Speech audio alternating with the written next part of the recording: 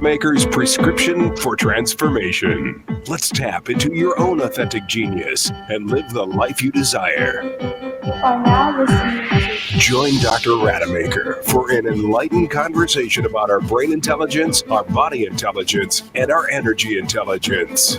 And now, here's your host, Dr. Bart Rademaker. Welcome. I'm Dr. Bart Rademaker, prescription for your transformation. Real people, real conversations, and real success. And as I recently introduced, we are capable of more. We are capable of better. And there are many truisms in life, and so much so that they're true today as they were 2,000 years ago, 5,000 years ago. And as we tap into the ancient wisdoms, what was relevant then is relevant even today.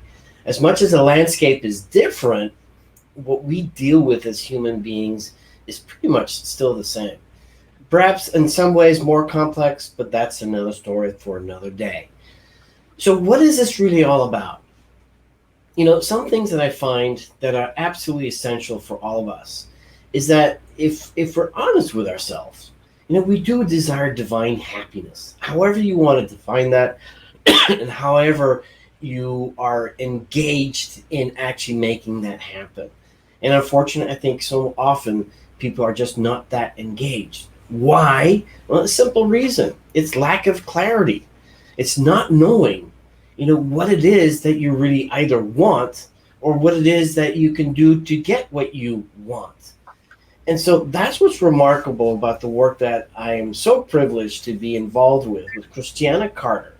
And she's that clarity strategist, somebody that you want in your life. Forget about having a plastic surgeon in your life or a doctor in your life. You know, the truth is that when you've got that clarity, when you've got the absolute direction as to where you want to go in life, then everything else falls in place. And it doesn't matter where you come from. So I really want to thank Christiana, coming today once again. And fortunately for both of us, our picture is a lot clearer than it was last time. That is true. So the thing that we want to talk about today, and as we talk about clarity and as we talk about divine happiness, there's one other part in essence, and this is what today's all about, is that really helps us find that happiness. And that's in essence having more choice. And again, it's understanding what choice is. And I've come to realize it's not my discovery, it's somebody else that probably discovered this, is that the people that are happiest essentially have more choice.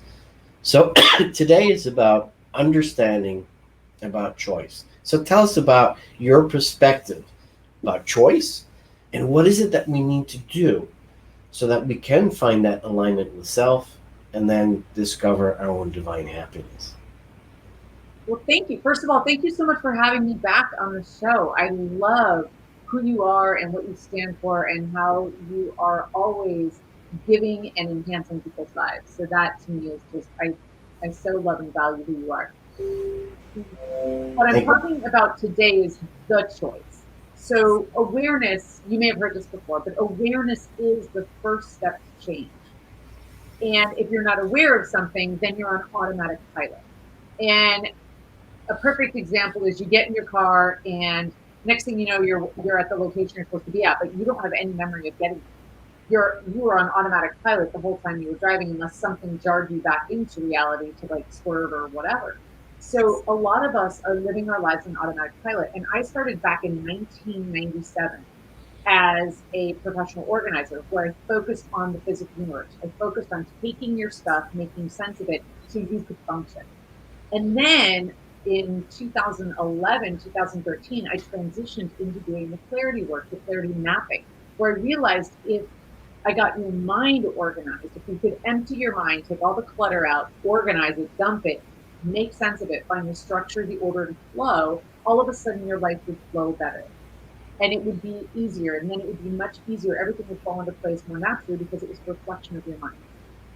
And then the evolution of my work was I started mapping people's stories because I would work with executives and entrepreneurs, and they would have these brilliant ideas of what they wanted to bring into the world, but there was always some piece that felt like it wasn't quite in alignment with their message, so they would sabotage their results. So what I started doing is I started mapping their history and showing them what they, throughout their history, how everything was lining up perfectly for what they're doing now.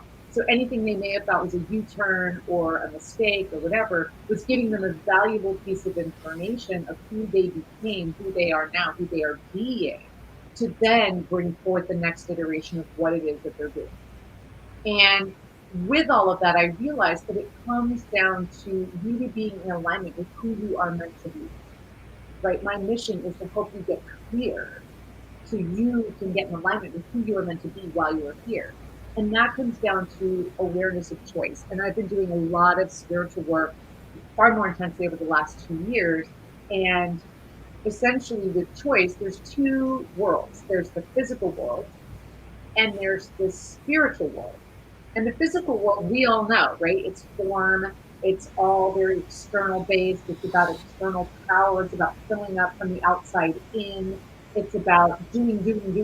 We're everyone, and my favorite thing is when the people that are really busy, they're like so stuck in the doing universe, right? They're so stuck in the physical world.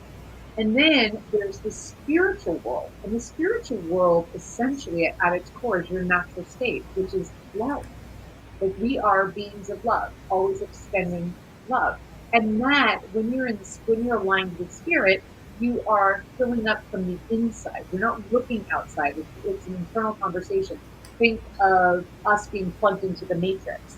The physical world is what we're making up, and the spiritual world is us doing the inner work. So it is really about who you are being an extension of love, and really focusing on the internal power, the internal work. So you're not searching outside of yourself anymore. So that's the basic foundation of it. And then I realized as I would go through it and I would work with people, I started making distinctions because the physical world is a world of dichotomy, right? Up and down, black and white, right and wrong, in and out. So you see everything in duality. So I started making lists of representations of the physical universe and the spiritual universe. So when you realize, oh my gosh, I'm in my ego or I'm in judgment, I'm like, wow, okay, I'm stuck in the physical universe, but what would the spiritual equivalent of that be? It might be allowing, right? So instead of judging somebody, why don't you just allow them to have their expression of their life, how they see it? Who am I to be judging their own life? Right? And if you can keep realigning with spirit, the more you do that, the more you will start attracting into your life the things that you want. You'll start lifting more energy and attracting more abundance. You know, what you say is very poignant, because I think for so many, there's such a misconception. And I always like to bring it to the table that we're all victims of this misconception. And pretty much those misconceptions that we've, gathered or collected or were downloaded into us when we were very young, when we didn't have the filters, we didn't have that ability to differentiate, what was good or what was best or what was not. And so because we just took those for granted, and then we go on autopilot. And it's interesting because as I reflect on my own life, I made some very critical decisions in my early teens to become a doctor, and then I was stuck on this path that, went on forever. And as I reflect back on that, it says, I made that decision when I was 13, coming out when I was, 37, and now what? And so you're absolutely right when you say this, is that we have to start with awareness. And in my coaching program, what I tell people is, look, you have to first understand what you need to change before you can change. Just the sake for change, just doesn't work. Louise Hay said something very, very interesting, because she's reversing the typical algorithm that we have today. We have to, we have to do this so we can have that, so we can be this. Mm-hmm. And she just reversed it. Be, have, and then do. And so in essence, what you're saying is that let's tap into that spiritual side. But then here's my question, and this is the key, question I think most people may not even be aware of, but might be challenged with. Because when you say, well, just allow, right? What a beautiful, way of being. But how is it that you help people grasp that kind of concept of just allowing it? Because again, I think too often, we are cluttered with lack of clarity, of course, and fear. And so, maybe we're not giving ourselves enough, mind space. But if we did give ourselves more of that mind space to just allow, as an example, things would be different. So how do you help people? How do you support people or encourage them to embrace that and take a leap of faith, I guess? Well, it's really interesting. I think a lot of it first comes from deciding to make a choice that you want to come from a place that's aligned with spirit. Usually, when you're in judging or you're not allowing, you're wanting to control an outcome, right? Often, I think it shows up a lot in relationship, right? I want this person to be this way or show up this way, and if I'm not going to get it, I'm going to try to manipulate my way to get it. But that anytime you're in that kind of energy, if you are 100% at effect in your life. If you're judging, you're at effect. You're not at cause. So if I was having an unwanted experience, which is what judging stems from. If I'm having an unwanted experience and I'm looking at somebody and maybe they're overweight, and I'm looking at them and I'm like, ooh, that's just pointing to some sort of wound that I would have internally. Otherwise, I wouldn't see it. It wouldn't connect. It wouldn't resonate.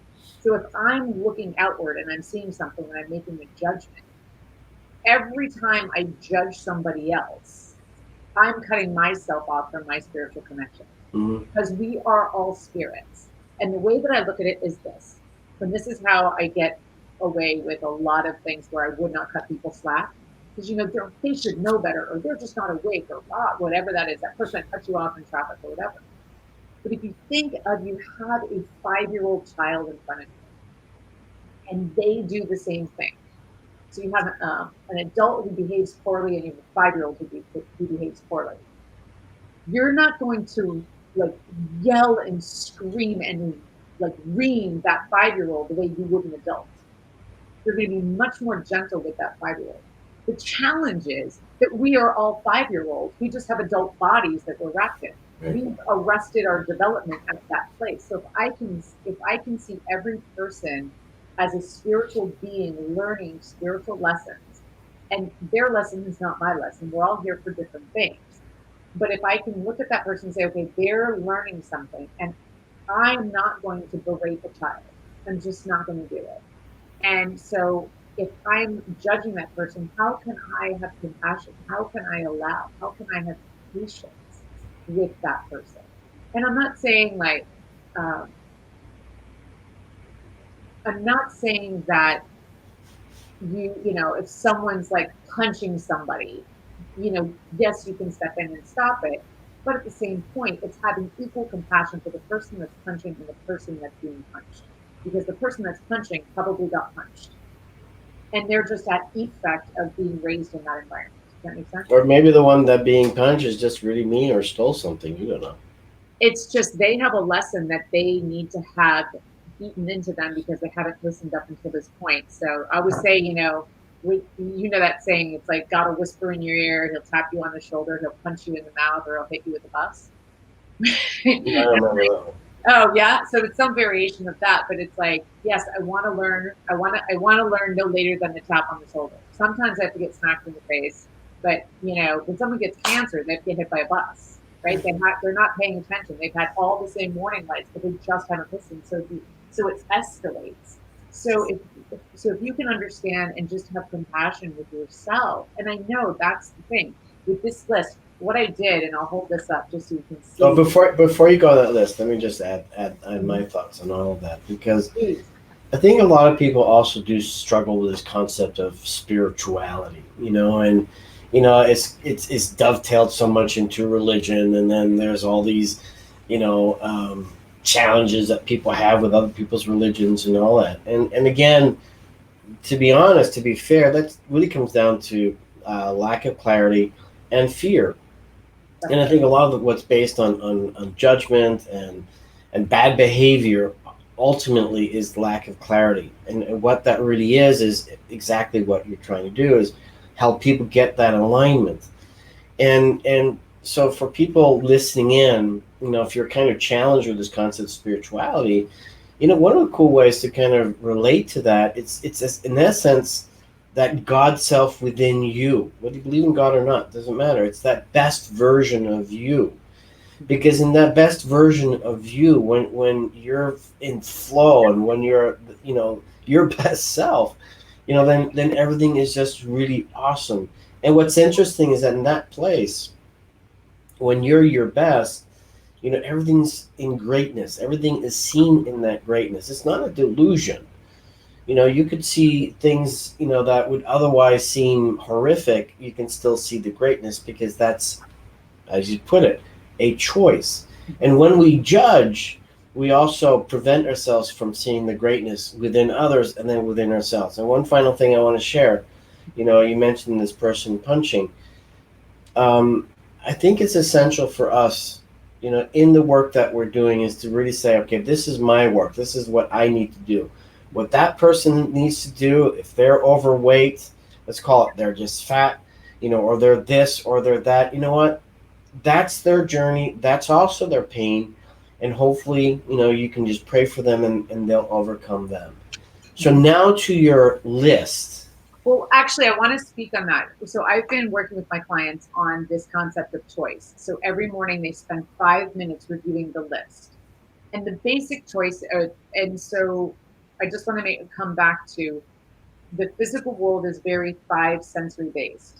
Everything dealing with our five senses. So if you're coming from anywhere dealing with your five senses, you're in the physical world. If you're coming from fear, if you're feeling disconnected, or if you're at effect, you're a victim. Those are all external. If you're looking for power outside of yourself, if you're looking for validation outside of yourself, you're in the physical universe. The opposites of that is being at cause, coming from love. And instead of being a five sensory, we're multisensory. So we use our intuition and our emotion and our compassion, like using those, coming from that place. It's like the example for that, the five sensory to the multisensory, is that the person that steps in front of something to protect someone else. There's a higher understanding. Why would somebody do that? Why would somebody go beyond that? That's outside of the five senses. So that's when you know people are more aligned in spirit. And I've been doing this with my client, and my client came up with this awareness after doing this just for a week, just looking at the different things so she could catch herself when she was in the physical universe. She said it gives her the strength not to be judgmental, which is huge. And the other thing is, she said, I have something to learn if I don't interrupt somebody else's process. And that shifted her parenting ability. Because, as a parent, you want to micromanage your kids, right? You know what's best for them, right? Or a lot too. But she said, if I interrupt somebody else's experience, I miss my own lesson. So it's just another level of taking responsibility and the quality of life that you have. So what I did is I created a list, and I could throw up a bunch, because some may resonate with you, some may not. This is at all different levels of awareness. I mean, I've been doing spiritual work with the same group for 18 years. So some may be concepts that don't make sense to you because it came from that group. But the point is, what are the basics? And you start there, and then you come up with your own things when you feel out of sorts, and then say, okay, what would the opposite be? So you can start playing with this, owning your own distinction. So with this, you can see here. Right. So we have, on the physical side, we have fear, and on the spiritual side, we have love. On the physical universe, we're five sensory being versus multisensory. In the physical, we would feel disconnected. In spiritual, we would feel connected. In physical, we're in effect. We're in spiritual, you're always at cause. Everything happens. Oops, I'm trying to read it through the computer here. In your physical universe, you're coming from your mind. In your spirit, you're coming from your heart. Out of exchange, does that make sense to you? Do you know what that is? So if I do something for somebody without anything coming back, it's like there's a natural exchange. Like, that may be a different concept for a different day. But here, it's like you see something as a failure, or you see it as a lesson. Right? Maybe here you're focused on doing, here you're focused on thinking. Here this is about control, right? This is allowing someone to be. This is forcing it. This is being in flow. So there's a lot of different ways and a lot of different expressions. but to just understand how can I keep coming into alignment with the highest, best version of myself. That's what we want to keep playing So, with. And so here's my question, because you raised a lot of dichotomies there, and as you know, the yin and the yang, the dark and the light. With everything, it makes sense. And the first step, I would say, for anyone to say, look, I'm human, give myself permission to be human, totally. and rather than seeing me being as a bad person, I'm not so sure there's such a thing, by the way. It's really understanding, okay, what is it? Where's the opportunity to be my best? And so my question for you then is, let's take the out of exchange and in exchange kind of idea. Mm-hmm. Is how do you get people to get that awareness? Because I think that's the key thing. And interesting enough, I recently learned something from quite a brilliant fellow by the name of Brian Johnson, and he's talking about what they call algorithms. Mm-hmm. And so it's all about, okay, if I do this, then that's going to happen. And so how do you help people get into that awareness of, this is what I'm doing? Because ultimately, we have to be super aware and super conscious of, number one, the decisions that we're making, and number two, the consequences of those. Mm-hmm. So the first thing the first thing that I ask is, what's driving me now? Mm-hmm. And when you ask what's driving me now, you can know, are you coming from a place where there's conflict, or are you coming from a place where you're peaceful? And if you're coming from a place where there's conflict, you're probably not asking what's driving me now if things are in alignment, right? So I think a lot of times it's just getting in the habit of keeping tabs on yourself. It's not about good or bad or right or wrong. It's just about, you have been driving your car unaware that you've been driving your car based on the programming you grew up with, based on the environment that you were raised in, based on your underlying belief system of how you view the world. If you're a glass half empty or a glass half full, then if you're a glass half empty, you're totally in the physical universe. If you're a glass half full, that's in the spiritual universe. You're expecting the best, right? So understanding, first of all, where you fall. If you're really in the physical universe, that's okay. That's just where you are right now. I think the best example of this is, if a baby walks at 5 months or 2 years, is there anything wrong with that baby? No, they're still walking. It's just they have a different learning curve. They have a different process. So it doesn't mean, there's no judgment. There's no comparing yourself to somebody else. It's just developing that awareness. But we're learning to walk as people who are aligned more with our spirit and the state of life.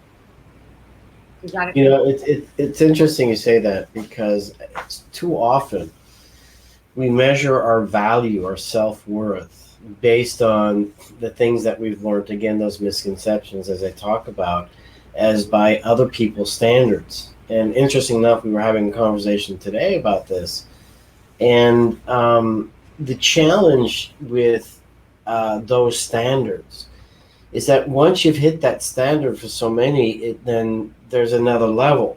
And in truth, we're happiest when we grow. And one thing I've learned over the time is that, yeah, great, once you reach that standard, it's great to go to that next level.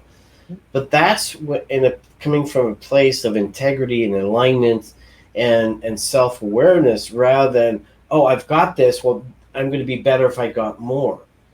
And connecting that with the self-worth. And I bring that up because you just said something very relevant, with a child walking at 5 months or 2 years. Too often, and this is where we get stuck, and this is where I think so often people are getting stuck in that physical dimension, is that we compare ourselves with other people. And I used to do that all the time. And I used to compare myself with some incredibly successful people who had more disadvantages in their life than I ever would ever have. And they're far beyond me. And I'm thinking to myself, how's that even possible? And that was my own self-sabotage until I had my own epiphany and saying, well, great, here's a person that's accomplished this. that can be a standard that I ascribe for, that I want to go for. But the real growth, the real win, or the real success is, where did I come from and where am I now? Which leads me then to, again, that question of self awareness. And as you put it, what's driving me? I like the question as, what is it that I really want? And if I'm in that place of stress or conflict, in essence, what I call an area of dissonance or imbalance, that's just the alert or the warning sign or the siren that says, hey, I've got something to work on. And so I'm thinking then, especially with your list, which I think is an awesome list, is to bring into people's awareness, okay, how am I showing up in this out of exchange or focused or many of the other ones that you're talking about? And if I don't, and some of these, I don't think people will necessarily understand. I don't know if people really appreciate the cause and effect thing. It took me forever to figure that one out, mind you. But it would be wonderful to kind of dissect some of those, if Perfect. that makes sense with you, and to see where that dichotomy is, and see where people are getting stuck with, that duality. And that's the final thing I do need to share with you, and it's a segue, I guess. But um, we have to be comfortable with that duality of life, and then learn from that duality and go to that place where we're happiest.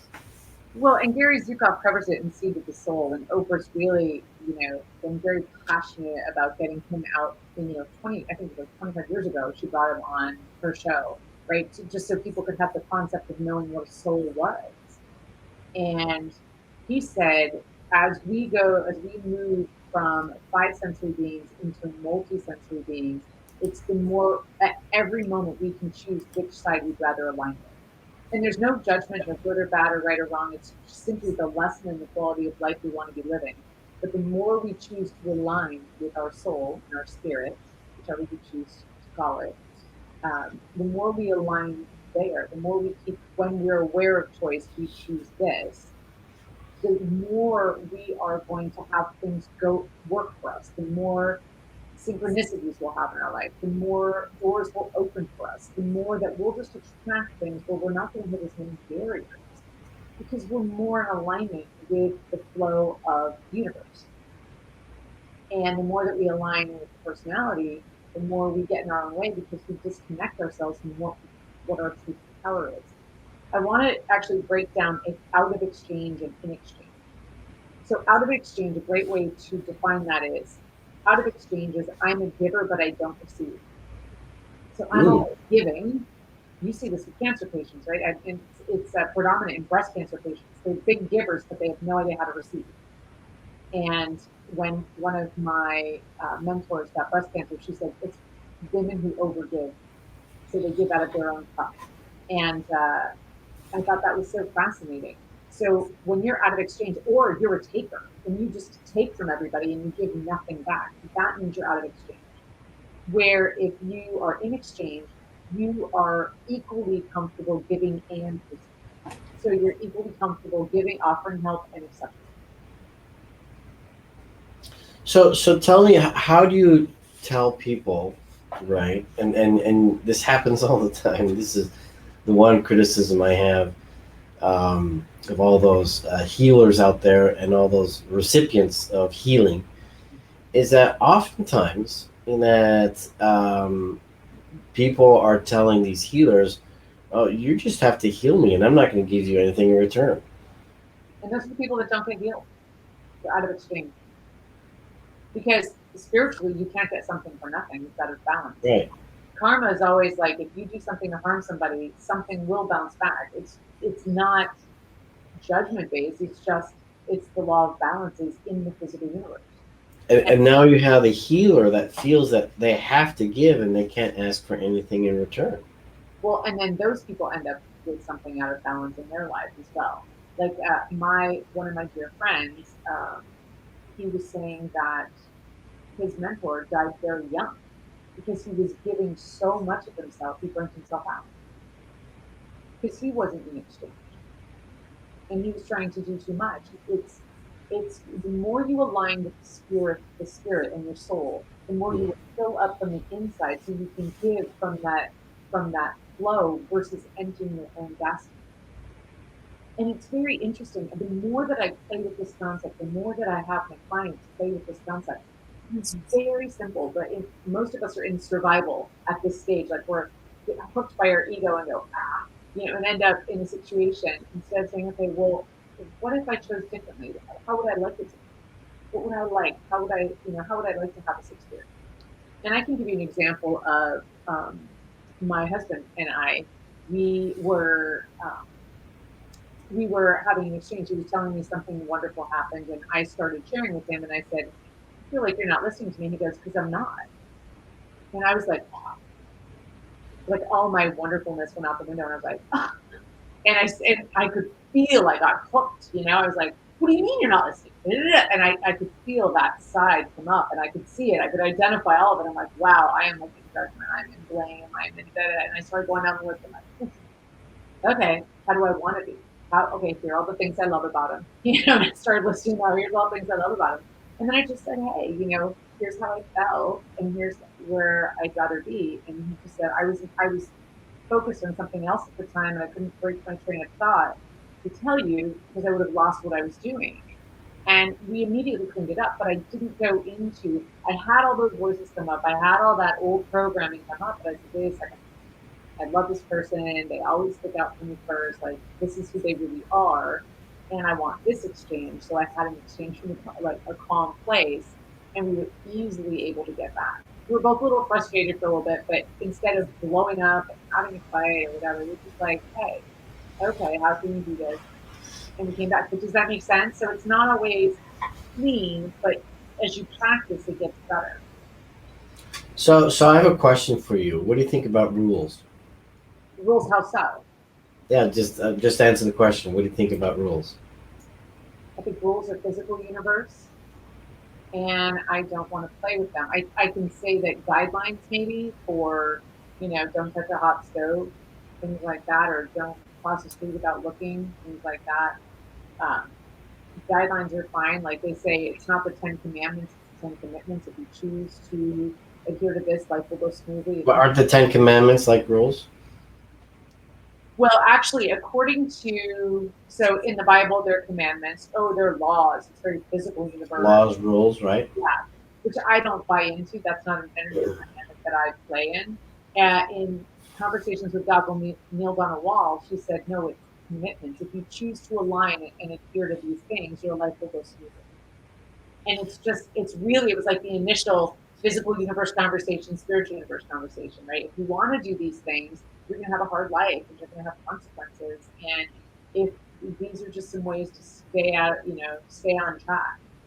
And so I feel like for me, when I'm coming from a place of love, I'm always acting in the highest, best decision for everyone. When I'm coming from a place of being connected with love and spirit. So my perspective is that I love the question. yeah. No, we are supercomputers. I mean, our brain is capable more than all the computers on this planet.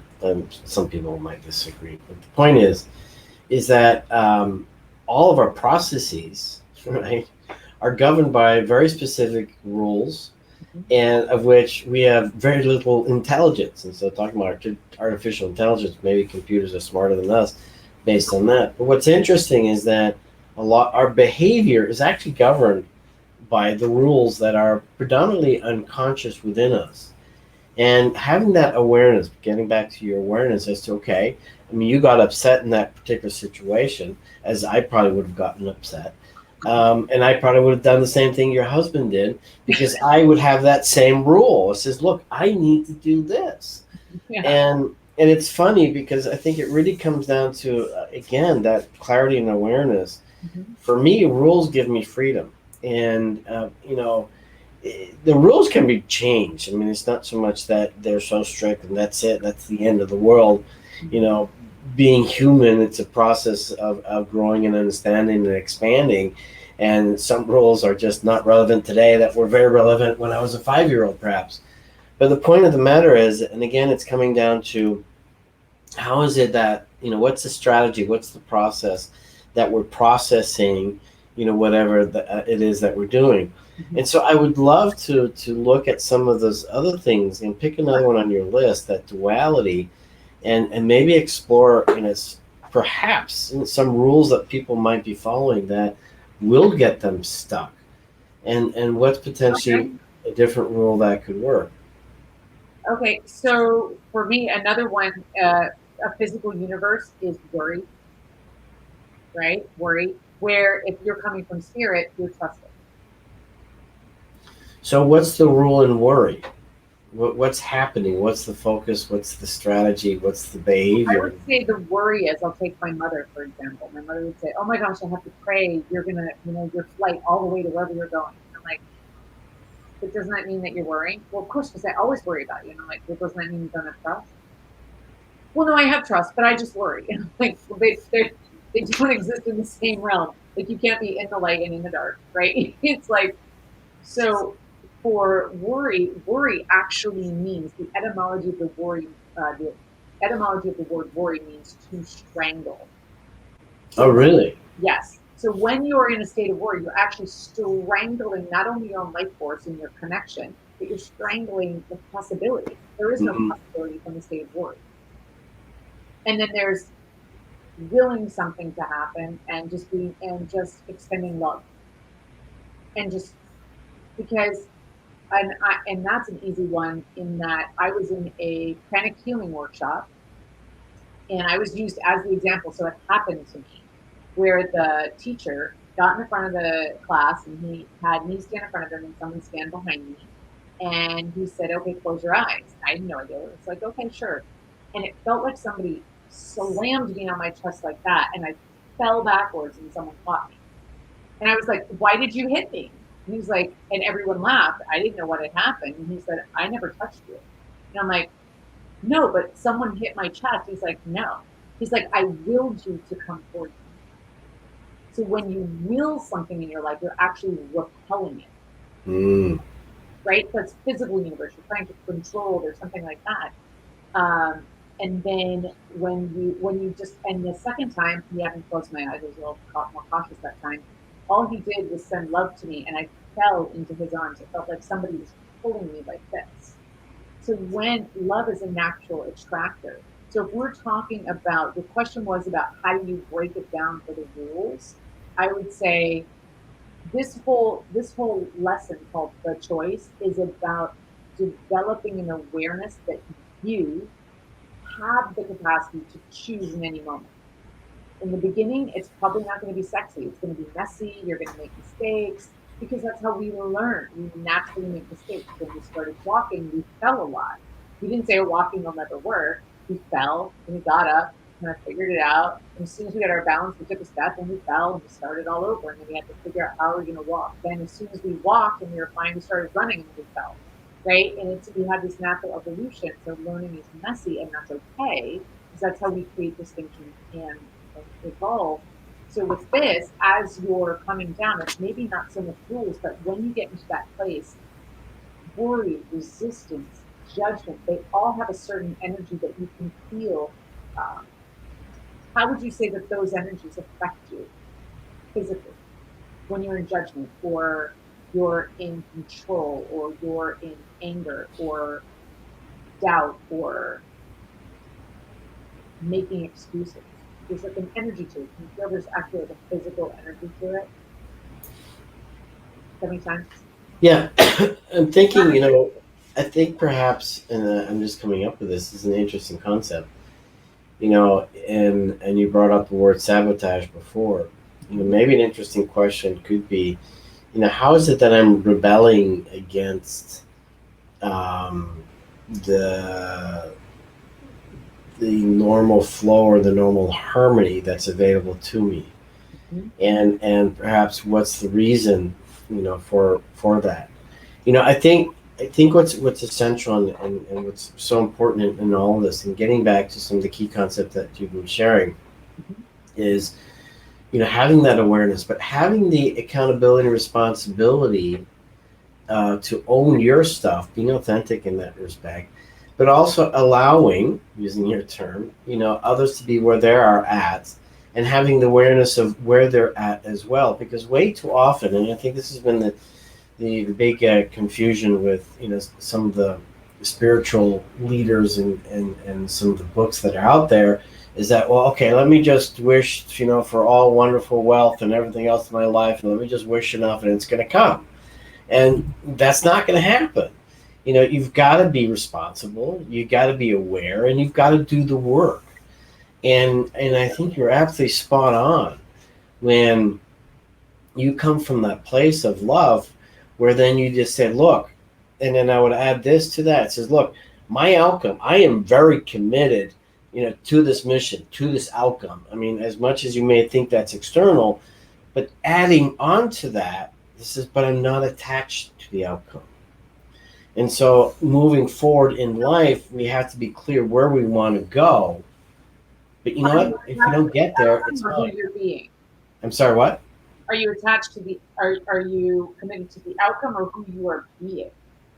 Because who you are being will deliver the outcome. No, what I'm saying is that not being attached to the outcome. Got it. Okay. And I think that's an important part, because that's where the worry comes in. That's where the fear comes in. Well, if I don't get this, what's going to happen then? And you talk about trust. And I think the most important trust in yourself, and giving yourself permission to be human, giving yourself permission to absolutely make a mess of it, kind of like you suggested earlier. But the gift, and I caution everyone out there, because it's often possible that as we do the work, it's scary as hell.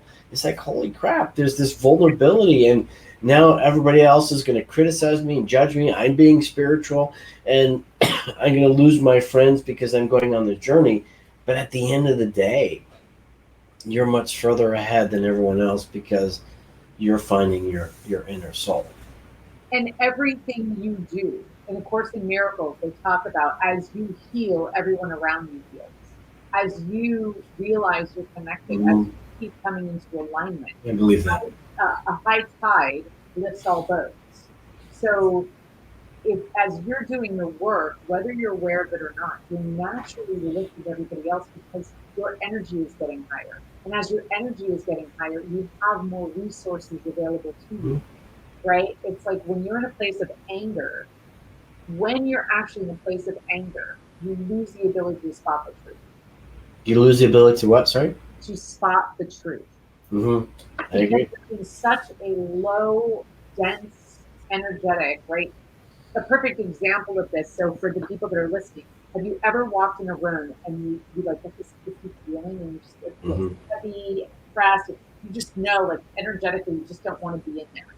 Those are people that are resonating at a very low energy. They're probably very physically, the world's out to get them, something's always wrong. They're always a victim. Like, these people, right? And you never feel lighter around them. You always feel heavier, or you feel like, I always feel like, And at the same time, what I'm learning is I don't need to get out of those situations. I just need to go, wait a second. Ooh, okay, they're showing me that I have a choice right now. I can sit there and go, oh, you think that's bad? Oh, and I could compare what's bad and build that energy in my life and align with that. I could say, wow, okay, but you know what? I hear you. And you know what? But what's one good thing that happened to you recently? And you can change the conversation to start identifying the good things. So a practice I would have people do, and I can make this available. We can put a link or something where I can make a version of this available where you can get started and you can add in your own stuff and play with it. Because it's not about me telling you anything. It's about you coming up with your own distinction. We all associate to words differently. So things that resonate with me will not resonate with you. So use your own languaging, but understand that everything that's based in spirit comes from love, gratitude, reverence, joy, bliss. It's all very, very high energy and emotions. If it's not of that, it's more of this. Right. So in order to cultivate this, start with doing a gratitude practice every morning and every night. What are 3 things you're grateful for in the morning? And what are 3 things you're grateful for at the end of the day? And maybe you just start with, okay, I'm grateful my heart is beating. Because I know when I started, I wrote a book called Experiment with God because I was just in such a dark place. I couldn't find laughter. It was awful. And I had to do the thing where I couldn't even do a gratitude list because I was so angry, like that, mad at myself, not anyone else, but like really just disappointed in myself that I had to learn a difficult lesson. And what I had to do is I had to take stock of moments that took my breath away, of doing woodworking with my dad or riding horseback, when I was a kid, or speech classes. I remember the one time a speech went really well, or trying out for the cheerleading squad and making it and feeling like I was on top of the world, or, getting number one on my tennis team, even though it was short lived. I did it, like these moments, or like playing with my dog, or watching the trees blow in the wind. But I had to start with just learning how to appreciate them. And then from that, I started saying, well, how can I appreciate about you? And it's so, and the first thing I did when we started this interview is I appreciated you, and I talked about what it is that I love about you. And if I do that and I bookend my life on ways I'm winning in my life, things I'm grateful for in my life, what I appreciate, the more I spend in that energy, the more, and pick however you want to apply it. It's not for me to tell you how to, live your life. That's not what this is about. I'm not here, preaching to you. But what if you were able to have more ease and flow and grace in your life, and then you could attract more of what you want? How would that benefit? Right? And it's like, if any of that resonates with you, then just start the process. Start with what you're grateful for. And then I will make available just a sheet of the choice. And I have just a little outline of what it is. And then just start asking yourself when you're in that place of resistance, say, what's driving me right now? Oh, I want to be heard. Well, what if I just allowed? Like, what if I just got quiet and listened, and maybe there's something I'm supposed to hear? Right? And it makes a difference. And I tell you, it's not sexy when you start, and it's really stressful. Like, my husband and I have an agreement that we leave nothing unsaid. And so when we first got in a relationship, I've had 2 divorces. So this is my 3rd marriage. And I had 2 ways of really not doing things well, right? Like not building up my partner, like acting from fear, really physical universe things. And so there were some rough edges I had in my relationship. And I said, you have to tell me so I can address them. And my husband would say, okay, Christiana, this is not attractive. And I'd like, okay, let me hear it. Well, okay, hold on. And and I had to look at that and go, okay, well, what can I do? Help me. How can I shift that? And he's like, well, what about this? And I said, okay, give me some time. I'm not going to be sexy as I do it, right? Because I don't have this habit, but let me learn it. And he supported me in shifting my behavior. And I tell you, it's like just by one little domino at a time, Right. it's made it's a monument. What was it? How does Tony Robbins say it? Like a 1 millimeter shift. Like, you know that, like if you just shift 1 millimeter, like the trajectory is completely different. Yeah, he uses the metaphor of playing golf. And if Right. you're So it's like that 1 millimeter shift of awareness, just that one thing. Like, my client is realizing as she's working in her business, she got really triggered by a client. She goes, oh, wait a second. I'm in attack. Okay. What happened? And she said, well, let me see. If I'm actually a person that their natural state is love, how could I be loving in this moment? And she realized that person was in fear, so they were attacking. And she got compassionate, and the person completely calmed down. And instead of being justified, she said, maybe we're just not the right fit, and I'm okay with that. You just tell me what you want. And all of a sudden, all the resistance went away. Right. That's valuable. There's 2 parts to all of this, and I'm so glad you're bringing so many different elements, to light, because it ultimately comes down to a simple idea, and I call these psychic data points. Not that there's so much psychic, but it's the data points, the insights that help us appreciate the world in a different way. That and essentially at times we'll develop a complete paradigm shift, and it's really about what we don't know that we don't know that's going to make all the difference. And if we're stuck, it's because we don't know something. It's lack of clarity. And so you bring up all these different elements. then it's your responsibility to identify, I'm not in a good place, however you want to call it, dissonance, conflict, irritation, anger, whatever that is, asking yourself, what is it that I really want? What's driving me? Two brilliant questions right there, because that's going to hone in on what's really happening. However, what's critical is, you can't be the victim. You've got to take responsibility that it's all on you. And I love what you says is, and your facial expressions are perfect. Like, now I'm gonna get the shit given to me. And the truth is yes, you are, because you're just being shitty. And um, and we're all doing that. And rather than making it wrong, and a brilliant phrase that I like to share all the time is, just give yourself permission to be human. And that's what it is to be human. And your best opportunity is to recognize if you're being shitty, how you're being shitty.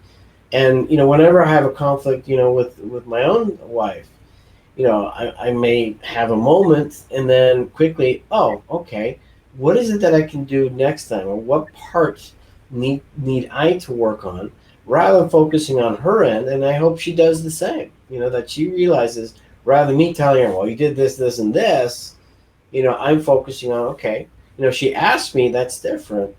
And, but you have to have that openness. We all need that openness. Yeah. And I would say, really honoring the child, the vulnerable, the delicate, the sweet, the fun child within us, and be an adult and do the right thing. Well, and seeing everyone truly as they are, which is a 5-year-old. I mean, we really Yeah. are all little children running around playing adult roles. And if you ask kids, um, how do they play adult, they go like this. Yeah. Right? Because we're all so serious. And and again, it's okay, right? All it is a level of awareness. It's like when we're in kindergarten, ooh, we hear about elementary school, but we don't know. I mean, we're in kindergarten, right? And it's like, oh, high school, ooh, you don't know, right? But when you get to elementary school, you're like, oh, this is not bad. All right. Ooh, oh, middle school, ooh, oh. And as soon as we get there, we normalize. We are built to normalize. Everything becomes our new normal. As we get one awareness, we get the next. And a great example that I've been using actually today more than once is I'm learning Spanish. And my brain hears, oh, like we say American, we go, oh, right? But in Spanish, it's, oh, it's almost like a little monkey. And I'll be speaking and the oh will come back in, and my brain can't hear the difference yet. So my my teacher was working with me and I was saying, she's like, close your eyes. Oh, ooh. And I'm like, okay, this is weird. And I could do it, but putting it in a sentence, I go back to the O because I see it as an O in English. And it's to the point now where I have to record myself and listen to me making a mistake because Yeah. my brain is so tricky. And I was sweating trying to make the sound ooh, which now I can because I like went through the stress of it. But I mean, I broke out in a sweat. It was a Right. very ugly sweat because my brain was like rewiring new patterns, and I was like, Well, this is an interesting metaphor too. And as we're wrapping it up, we have about a minute left. okay, It's interesting, and as I'm fortunate, I speak 4 languages, and I'm learning a new one, the Nahuatl, which is the language of oh, Mexico. And so when I help my kids, my wife, speak Spanish or French, I actually have them relate to certain words in English that then relates closer to what it is that they need to say, and getting that enunciation out of there. But I really want to thank you for today, because with that last metaphor, it's like seeing how other things can be put into place so that you can get that alignment for yourself. And that's all these different psychic points, data points, listen to brilliant thought leaders like Christiana Carter, so that you can now start developing, where is that flow? Where is that alignment? So I'd like to thank you for today. I want you to share 2 things. Number one, how do people reach you? And the last words on you. Perfect. How people reach me, go to claritymapping.com. Very easy, claritymapping.com. And the last word for today is back to what you said, is be gentle with yourself. Give yourself permission to make messy change. And that's great. So just ask yourself, what's driving me?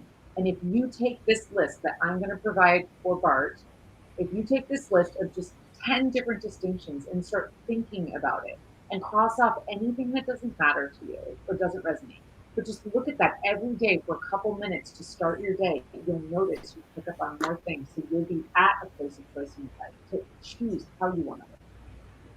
I love the word gentle, and it reminds me of these beautiful souls that I've met in New Zealand, reminding me, be gentle. Be gentle on yourself. Be gentle on the world. And it's so much easier to love from that place, and really, be a change, a force of change, or power of change, however you want to define it, for this world, and elevating, as you said, all the boats and our lives. And that's my mission in this life, to elevate that vibration. So, Christiana, thank you so much. Once again, I am Dr. Bart Rademaker, prescription for your transformation, real people, real conversations, real success, bringing in the insight that, yes, we are capable of better, and we are capable of more. So now it's on you, and I'll be back next week.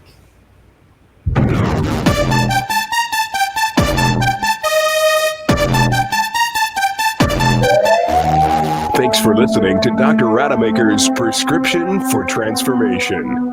Join Dr. Bart Rademaker live right here on Radio Star Worldwide each week, or on demand 24/7.